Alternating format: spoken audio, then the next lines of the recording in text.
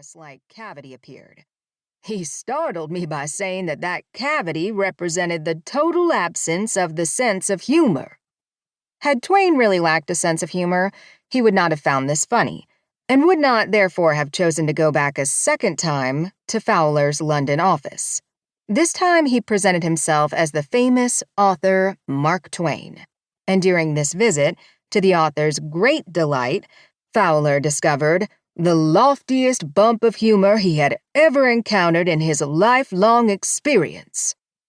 While Twain made fun of the pseudoscience, he was still left without an answer to his question about reading a person's character, and the answer would not appear within his lifetime. We laugh at phrenology today, but there's no denying the persistent human urge to know ourselves and our possibilities as well as we can. We so desperately want to know what is in our nature and about the gifts with which we've been endowed that we will look anywhere, turn to anyone, and pay any price, especially when it comes to discerning how we want to share those gifts with the world. And nowhere is that urge more compelling than when it comes to choosing our life's work. The changing workplace. Landing on the right career seems more important today than ever before. In recent decades, work has eclipsed family, community, and religion as our primary source of meaning and identity. In a shift accelerated by the COVID-19 pandemic in 2020, technological advances have largely erased the boundary between our personal and professional lives. Right or wrong, we have become our work, and our work has become us. But when your personal sense of identity, self-esteem, and mental health are so deeply tied to what you do, what happens if you don't actually like your work? Or worse, what if you lose your job? Like millions of others, you may have recently decided that spending the vast majority of your waking hours doing work you don't particularly care about is no longer worth it.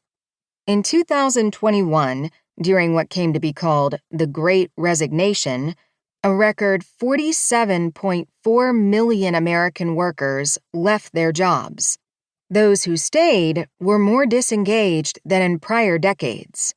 In 2022, the Gallup organization, which tracks employee engagement year after year, reported that a mere 21% of employees felt motivated at work, and more people than ever before were experiencing high levels of stress. Living for the weekend and work is just a paycheck became mantras.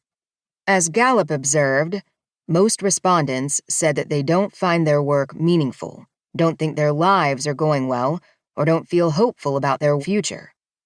Even before the COVID-19 pandemic, the nature of work was changing at a breathtaking pace. But when COVID struck, the world turned upside down. Hundreds of thousands of businesses shut down in a matter of months, and millions suddenly found themselves without a paycheck. Those who could least afford it were the hardest hit.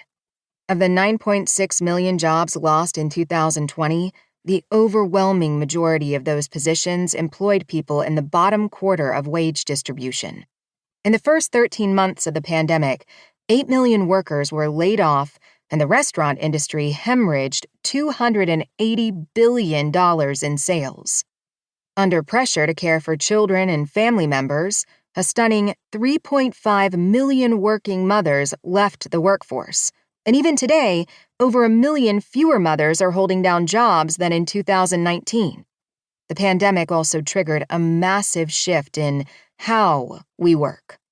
By October 2020, 70% of employed Americans were performing their jobs from home all or most of the time, and increasing numbers found they enjoyed greater work flexibility. For some, working remotely is burning us out faster than commuting ever did. For 35-year-old Nikita Ochinikov, traveling several times a month for in-person meetings was an integral part of his work as a Silicon Valley enterprise sales executive. He might, for example, find himself scheduled for a meeting in Los Angeles and having to fly down there from San Francisco, maybe cancel some of the calls due to the travel time, have lunch with colleagues, and fly home. But when the pandemic hit,